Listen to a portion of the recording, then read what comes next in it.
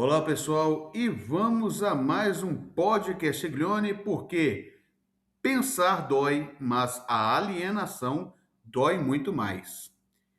Hoje, o tema é Golbery do Couto e Silva, o cérebro da ditadura, o arquiteto da repressão e, ironicamente, o engenheiro da abertura. Um general cheio de mapas, cheio de conceitos e cheio de contradições. Golbery, o intelectual do regime. Ele não foi um bruto fardado qualquer.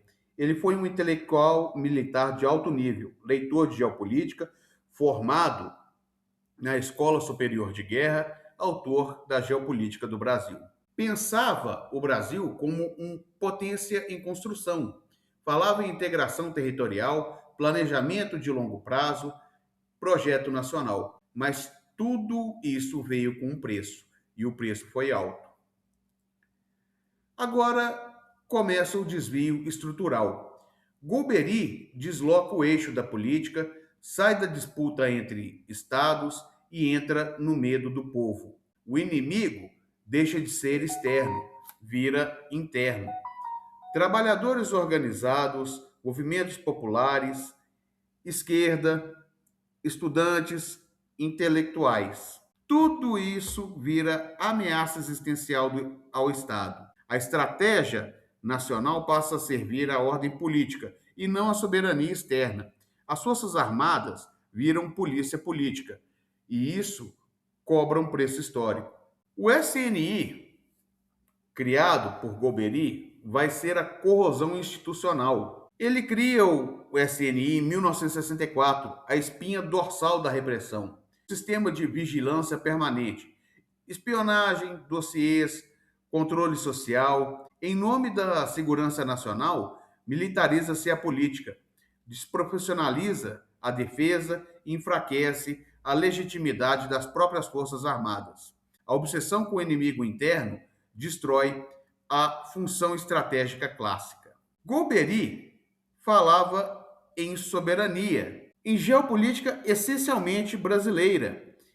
É um nacionalismo no discurso, mas o alinhamento na prática era estratégico com os Estados Unidos, sem ruptura, sem autonomia real. O Brasil, como parceiro menor da Ordem de Washington, peça regional da Guerra Fria, sentinela anticomunista da América do Sul.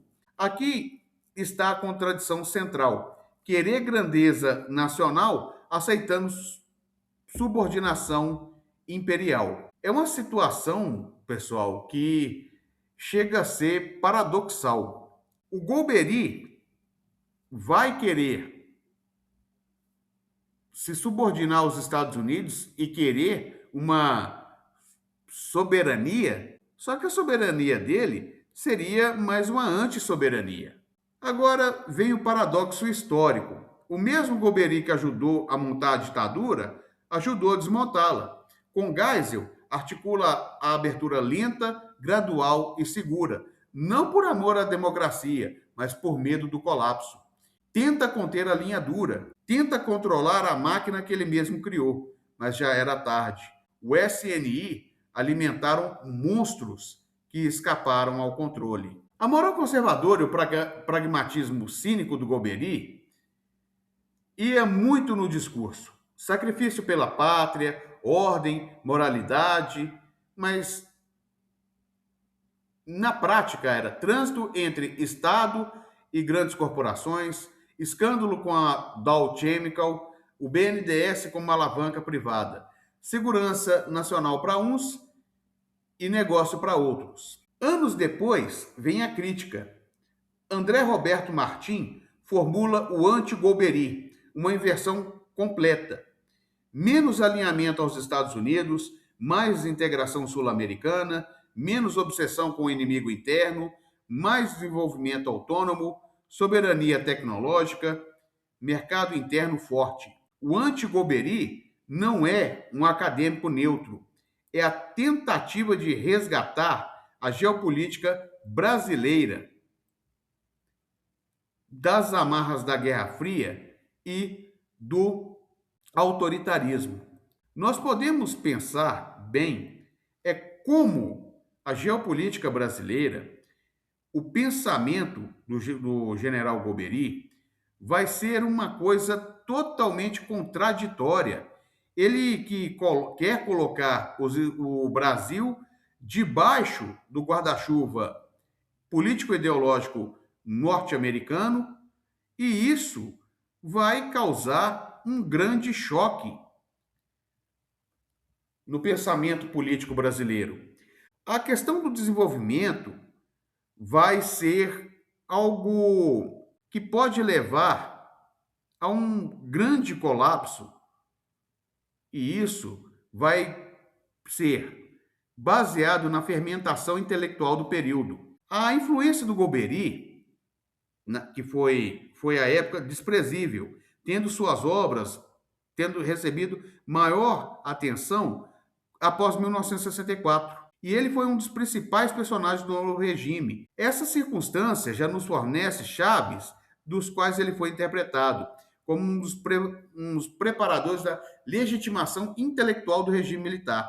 Esse fato nos informa que as suas ideias não foram discutidas academicamente, mas polemizadas politicamente, de maneira que não houve sequer uma tentativa de buscar a sempre inalcançável neutralidade, entre aspas, analítica.